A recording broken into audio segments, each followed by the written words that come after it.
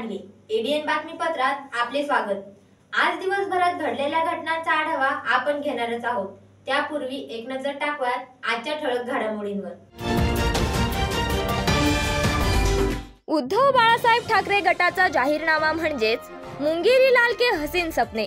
शिंदे गटाचे प्रवक्ते आमदार संजय शिरसाट यांची उद्धव बाळासाहेब ठाकरे गटावर बोचरी टीका।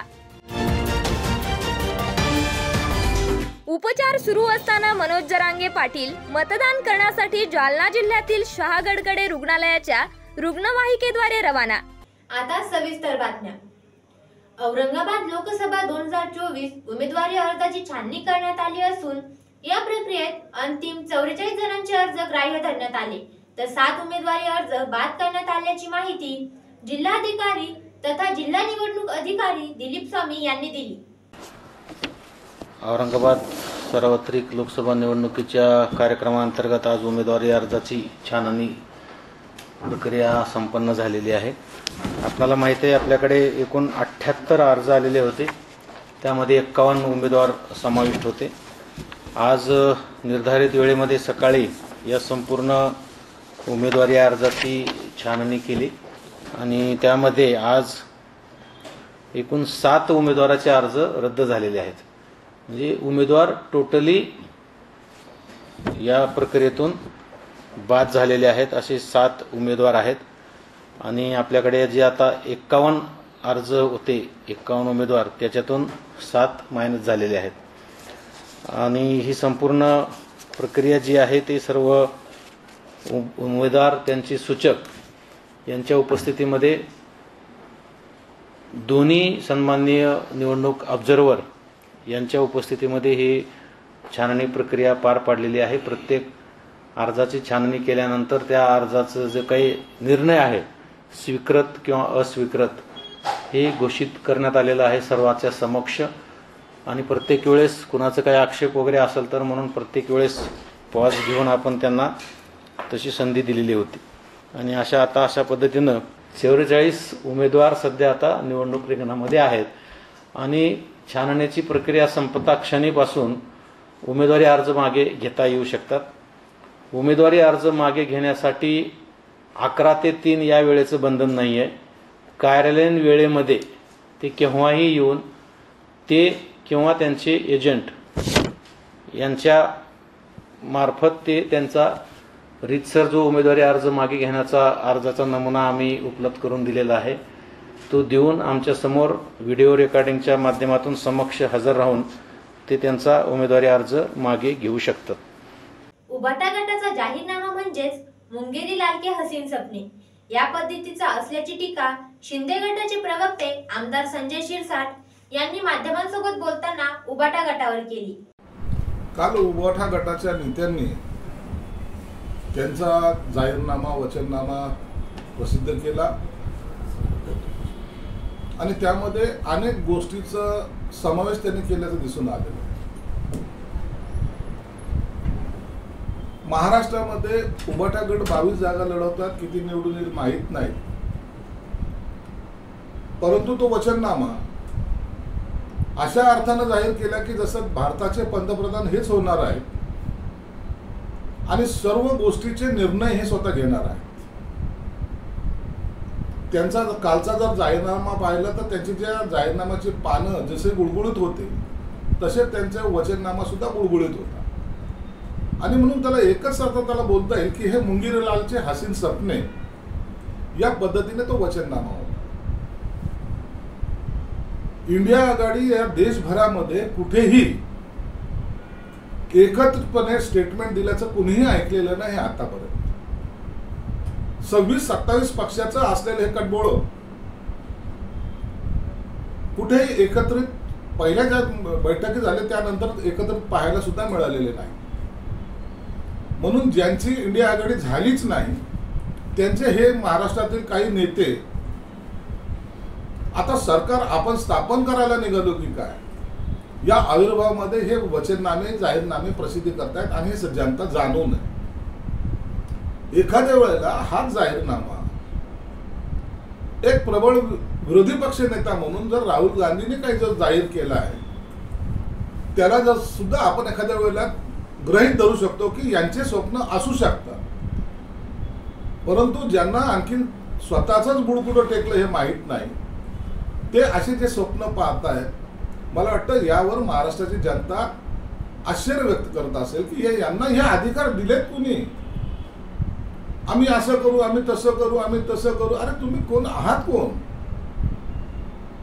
ज्यांना इंडिया आघाडीमध्ये स्थान सुद्धा नाही असे लोक आजकाल जाहीरनामे प्रसिद्ध करतात आणि याचा सामान्य जनतेवर परिणाम होणार नाही. उलट पक्षी भाजपने किंवा आम्ही शिवसेनेने जो जाहीरनामा प्रसिद्ध करताय तर याचा अर्थ असा होतोय की आम्ही सत्तेमध्ये आहोत आणि आणखीन सत्तेमध्ये पुढे आल्यानंतर काय करणार याबद्दलचा आपला असलेला दृष्टिकोन आम्ही सर्वसमोर ठेवतो. म्हणून लोक या जाहीरनाम्याला भुलणार नाही. या मुंगेरीलालना त्यांची हसीन स्वप्ने पाहू द्या, परंतु येणारा या महाराष्ट्रामध्ये महायुतीचं जे सदस्य आहेत, जी संख्या आहे ती निश्चित 45चा आकडा पार करेल. बरं, हे एकत्र लढत आहे, मात्र राष्ट्रवादी वेगळा म्हणजे शरद पवार वेगळा जाहीरनामा करतायत. त्यात त्यांनी शेतकऱ्यांना भाव देणार, MSP जाहीर करणार असं सांगताय. एकीकडे हे दुसरी कर्जमाफी म्हणतायत, राहुल गांधी तिसरंच काहीतरी सांगतायत. खूप हे नाही वाटत तुम्हाला? म्हणजे मी तेच तर सांगतो ना, राष्ट्रवादी स्वतःच पंतप्रधान झाल्याच्या आविर्भावात जाहीरनामा प्रसिद्ध करतायत, काँग्रेस आपला वेगळा करतायत. मग तुम्ही जर इंडिया आघाडी आहे तुमची, एकत्रितपणे का करत नाही? तुम्ही पक्ष जरी तुमचे वेगळे असले तर एक कॉमन मिनिमम प्रोग्राम ज्याला तुम्ही म्हणता, ज्या हिंदुत्वाला सोडून कॉमन मिनिमम प्रोग्रामवर तुम्ही आलेले आहात, गर्व से हिंदू सोडून तुम्ही आता सर्व धर्म संभावावर आलेला, तर मग जाहीरनामा असेल की वचननामा असेल, तुमचा एक तरी असला पाहिजे ना. म्हणून यांच्यात मध्ये ताळमेळ नाही हे याच्यातून स्पष्ट दिसतं. राज्यात येतात 10-10, 15-15 सभा घेतात, मुख्यमंत्री दिवसातून 5-5 सभा घेतात. हा सभांचा अतिरेक कशाला? पराभवाची भीती वाटते का? काल यावर मुख्यमंत्री महोदयाने अत्यंत मार्मिकपणे उत्तर दिलेलं आहे की आम्ही जनतेत जाणारे नेते आहोत, आम्हाला फेसबुक लाईव्ह करण्यामध्ये इंटरेस्ट नाही, आम्हाला घरात बसून सरकार चालवायचं नाही. तर ज्याला जनतेशी कनेक्ट ज्याला म्हणतात त्यांच्याशी संवाद साधण्यामध्ये आम्हाला आनंद आहे. म्हणून पंतप्रधान असेल, शिंदे साहेब असतील, देवेंद्र फडणवीस असतील, अजितदादा असतील, हे सर्व लोक, हे नेते लोक हे ग्राउंड लेवलवर जाण्याचा प्रयत्न करतात. मला वाटतं जनतेशी कनेक्ट होणं हे कधीही चांगलं. म्हणून त्यांच्या प्रचार सभा या धडाक्यात होत आहेत आणि एक नेता जवळपास रोजच्या 5-5, 6-6 सभा अनेक ठिकाणी घेत आहेत. मला वाटतं लोकांनी सुद्धा त्याचं स्वागत केलेलं आहे. म्हणून त्यांच्या सभेला होणारी गर्दी हे काही लोकांची पोटसूळ झालेलं आहे. उपचार सुरू असताना मनोज जरांगे पाटील यांनी शुक्रवारी मतदानाचा हक्क बजावण्यासाठी अंतरवाली सराटी पासून काही अंतरावर असलेल्या शहागड येथील एका मतदान केंद्रावर जाऊन मतदानाचा हक्क बजावला. अंतरवाली जवळच एक 2-4 किलोमीटरवरती मतदानाचे केंद्र आहे. शहागड आणि शहागडच्याच अंतर्गत गोरी गांधारी तिथं ग्रामपंचायत अंतर्गत मतदान तिथं करायचं चालू. कारण लोकशाहीचा हा मोठा उत्सव आहे आणि आपण ते आपण मतदान केलं पाहिजे. मराठा समाजालाही आणि महाराष्ट्र जनतेलाही माझं आव्हान आहे की आपण सगळ्यांनी 100% मतदान करा, कारण मतदान आपण केलं पाहिजे. आपल्या लोकशाहीचा उत्सव आहे हा मोठा. कारण काय आपल्याला खूप विरोध झालेला आहे, आम्हाला खूप त्रास झालेला आहे. आम्ही 6-7 महिने मोठं आंदोलन केलेलं आहे. आम्हाला काय सुखासुखी कोणी दिलेलं नाही. खूप आम्हाला जीव जाळायला लागला. हजारो पोरांवर केसेस झाल्या, शेकडो पोरांचे आमचे बलिदानं गेलेले आहेत. करोडो मराठा समाज माता मावल्यासह रस्त्यावर आलेले, तरी सरकारनं मनविस्त दखल नाही घेतली. माता मावल्या राज्यातल्या रस्त्यावर येत असताना सरकारला हे वाईट वाटायला पाहिजे होतं की माता मावल्या बारीक लेकराचं रस्त्यावर आल्यात, आपण दिलं पाहिजे. नाही दिलं, परंतु आम्हाला त्रास झाला, ठीक आहे. परंतु आमचं आता आम्ही सांगताना समाजाला सांगितलेलं की ज्याला पाडायचं त्याला पाडा. मी यावेळेस मालक मात्र समाज मी नाही आहे, मी या निवडणुकीत नाही. त्यामुळं समाजाच्या हातात निवडणूक आहे, पाडण्यासुद्धा खूप मोठा विजय. उभाच राहावं असं काही नाही. आम्ही एका अपक्ष उभा केलेला नाही राज्यात, एकसुद्धा राज्यातही नाही आणि कोणाला पाठिंबा पण दिला नाही. तुम्हाला ज्याला पाडा त्याला पाडा, पण सगळ्या स्वारीची अंमलबजावणी मराठा आणि कुणबीची एकच या कायद्याच्या बाजूने जो आहे त्याला ही मदत करा, सहकार्य करा असं सांगितलेलं आहे. कारण यावेळेस मत वायाला नाही घालायचं. मराठ्यांची एकीची भीती आहे आणि मराठ्यांच्या मताची भीती नाही. त्याच्यामुळे यावेळेस मताची भीती वाढली पाहिजे. इतकं ताकदीनं पाळा की त्याच्या घरातलं 4-5 पिढ्या कोणी उभा नाही राहिलं पाहिजे, इतक्या ताकदीनं पाडा. एकजुटीनं सगळ्यांना मतदान करा. आता गोड बोलतील आम्ही जातीवादी नाहीत, अमुक तमुक, काही आपलेसुद्धा म्हणतील आम्ही तुमचा विकास करू, ते करू. आपले नाही, तुपले नाही, कोणीच कोणाचा नाही. यांनी कुणीच आपलं चांगलं केलं नाही. महायुती असो, महाविकास आघाडी असो, हे सगळेच सारखे आहेत. त्यांनी सगळ्यांनीच आपलं वाटोळं केलं आहे. करा, पण आता नावीलाजी मी याच्यात नाही आहे. तुम्हाला ज्याला करायचं त्याला करा. महाविकास आघाडीला करा, नाही तर महायुतीला करा, कोणाला करा. फक्त सगळ्या स्वरांच्या अंमलबजावणीच्या बाजूने असणाऱ्याला आपण सहकार्य करा. मराठा आणि कुणबी एकच आहे, याच्या बाजूने असणाऱ्याला सहकार्य करा. महानगरपालिकेच्या वतीने सिटी चौक ते गुलमंडी अतिक्रमण पाहणी करण्यात आली असून सोमवारपासून थेट सामान जप्तीची कारवाई सुरू करण्यात येणार असल्याचा इशारा प्रशासनाच्या वतीने देण्यात आलाय. आयुक्त तथा प्रशासक जी श्रीकांत यांच्या आदेशानुसार अतिरिक्त आयुक्त संतोष वाहुळे यांनी शहरातील सिटी चौक ते गुलमंडी पार्किंग पर्यंतचे अतिक्रमण पाहणी केली. या रस्त्यावर फूल अत्तर विक्रेते यांनी छोट्या वाहतुकीचे रोड बंद करून त्या ठिकाणी दुकाने मांडली आहेत. या ठिकाणी पाहणी करत असताना 3 दुकानदारांवरती प्रति 5,000 रुपये दंडात्मक कारवाई करण्यात आली. असे एकूण 15,000 दंड वसूल करण्यात आला. तसेच या ठिकाणी असलेले इतर अतिक्रमण धारकांनी आपले दुकानांचे अतिक्रमण काढून घ्यावे, अन्यथा सोमवारपासून थेट सामान जप्त करण्याची कारवाई करण्यात येईल अशी समज देण्यात आली. या पाहणीवेळी इमारत निरीक्षक मजहर अली, सागर श्रेष्ठ, नागरी मित्र पथक प्रमुख प्रमोद जाधव, अतिक्रमण विभाग व नागरी मित्र पथकाचे कर्मचारी यांची उपस्थिती होती. अजूनही काही घटनांचा आढावा आपल्याला घ्यायचा आहे, मात्र वेळ झाली एका छोट्याशा ब्रेकची. कुठेही जाऊ नका, पाहत रहा एडीएन.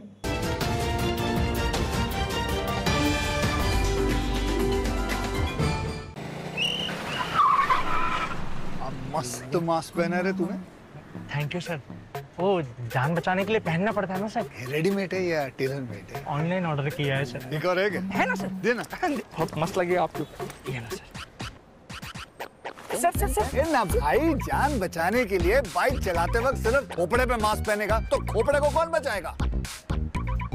समझ गया सर. हेलमेट ऑनलाइन ऑर्डर कर, वरना हमेशा के लिए ऑफलाइन हो सकता है. Okay sir. ये ले. चल हम ये भी ऑनलाइन भर दे. हेलमेट पहने, ट्रैफिक नियमों का पालन करे, जिंदगी के सफर को सुरक्षित रखे.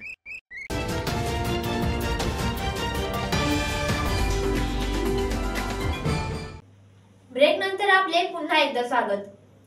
मुख्यमंत्री एकनाथ शिंदे यांनी विनोद पाटील यांच्या घरी घेतलेली भेट महत्त्वाची मानली जात आहे. या मतदारसंघामध्ये भुमरे यांच्या विजयाचे गणित जुळवण्याचा मुख्यमंत्री एकनाथ शिंदे यांचा प्रयत्न असल्याचा प्रश्न उपस्थित केला जात असल्याची चर्चा ऐकावयास मिळत आहे. लोकसभा मतदारसंघाच्या विजयाचे गणित माझ्याकडे आहे असे म्हणत विनोद पाटील यांनी लोकसभा मतदारसंघातून अपक्ष निवडणूक लढवण्याची तयारी केली होती. मात्र उमेदवारी अर्ज भरण्याच्या 1 दिवस आधी त्यांनी माघार घेतली. या पार्श्वभूमीवर शहरात आलेले मुख्यमंत्री एकनाथ शिंदे यांनी विनोद पाटील यांच्या घरी जाऊन त्यांची भेट घेतली. विनोद पाटील यांनी आपल्या उमेदवारीसाठी मुख्यमंत्री एकनाथ शिंदे, उपमुख्यमंत्री देवेंद्र फडणवीस यांच्यासह महायुतीतील प्रमुख नेत्यांच्या भेटी देखील घेतल्या होत्या. मात्र तरी देखील त्यांना उमेदवारी जाहीर करण्यात आली नाही. मात्र उमेदवारी अर्ज दाखल करण्याच्या 1 दिवस पूर्वीच त्यांनी आपण निवडणुकीतून माघार घेत असल्याचे जाहीर केले होते. विनोद पाटील यांनी लोकसभा निवडणुकीतून माघार घेतली असली तरी देखील त्यांनी महायुतीचे उमेदवार संदीपान भुमरे यांना पाठिंबा जाहीर केलेला नाही. त्यामुळेच मुख्यमंत्री एकनाथ शिंदे यांनी विनोद पाटील यांच्या घरी घेतलेली भेट महत्त्वाची मानली जात आहे. या माध्यमातून या मतदारसंघामध्ये भुमरे यांच्या विजयाचे गणित जुळवण्याचा मुख्यमंत्री एकनाथ शिंदे यांचा प्रयत्न असल्याचा प्रश्न उपस्थित केला जातोय. साहेब आले, साहेबांचा निरोप आला की विनोदला भेटायला जायचं. मी त्यांचं स्वागत केलं. मी पहिला उमेदवार आहे महाराष्ट्रामध्ये ज्यांनी जाहीरपणे सांगितलं आपली तीव्र इच्छा होती आपण मला उमेदवारी विनोदला द्यायची, परंतु काही तुमच्या गणितामुळे तुम्ही देऊ शकले नाही. मी नाराज नाही. Boss is always right. तुम्ही घेतलेला निर्णय तुमच्या पक्षासाठी योग्य. जर एखादा उमेदवार, इच्छुक उमेदवार पुढे येऊन सांगतो की मला कुठलीही अपेक्षा नाही आणि मी तुमच्यावर नाराज नाही, तर समजवण्याचा प्रश्न संपला. वारंवार जी चर्चा होतीये की गुप्त काय चर्चा झाली. माझं घर छोटं आहे, कमी जागा असल्यामुळे तुम्हाला असं वाटत असेल की बंदार चर्चा झाली. कुठलीही राजकीय चर्चा झाली नाही. मला लोकसभेत जायचं होतं. जनतेचे प्रश्न मांडण्यासाठी.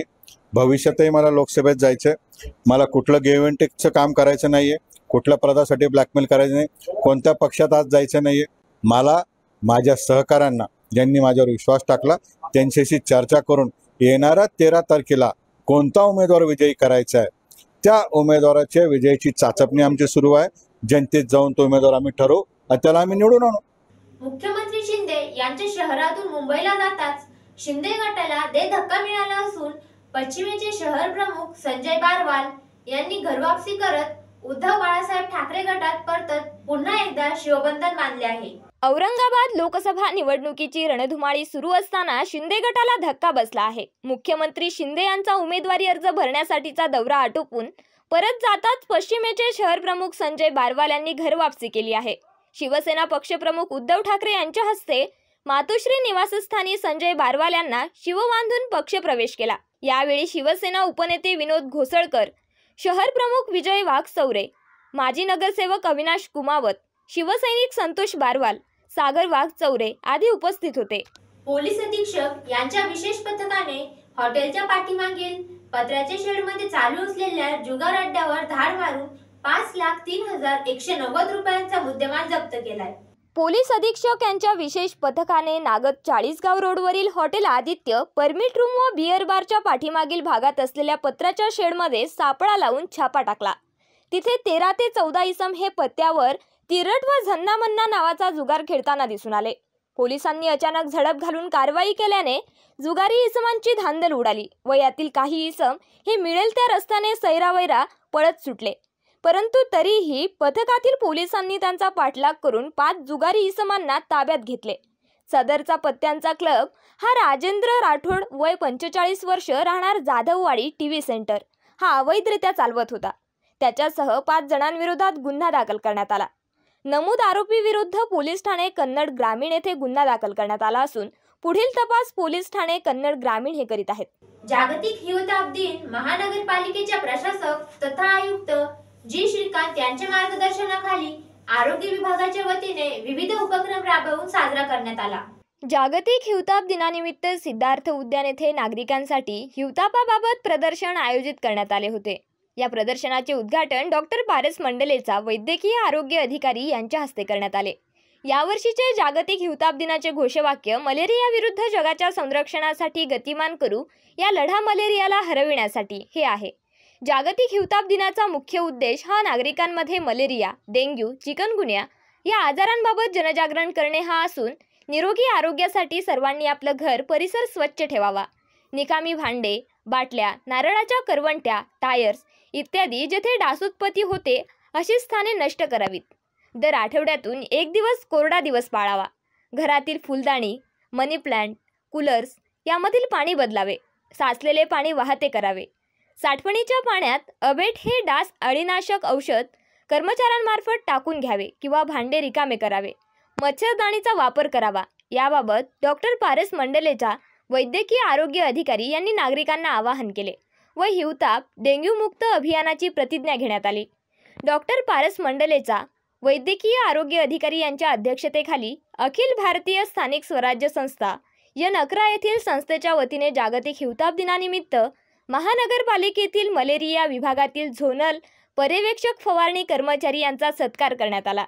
या कार्यक्रमात संस्थेचे संचालक अभिजित गाडके या त्यांच्या कर्मचाऱ्यांनी परिश्रम घेतले.